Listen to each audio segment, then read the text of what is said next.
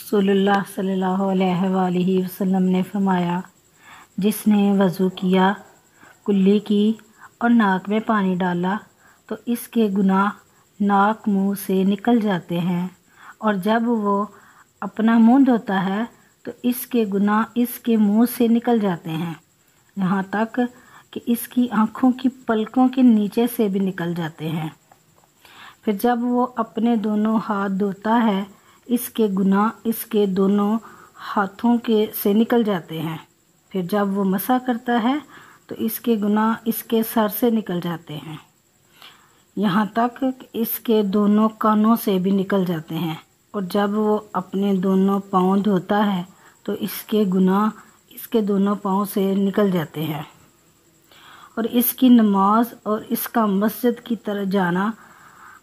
اس کا جانا ثواب مزید کا باعث ہے۔ عرض کیا گیا،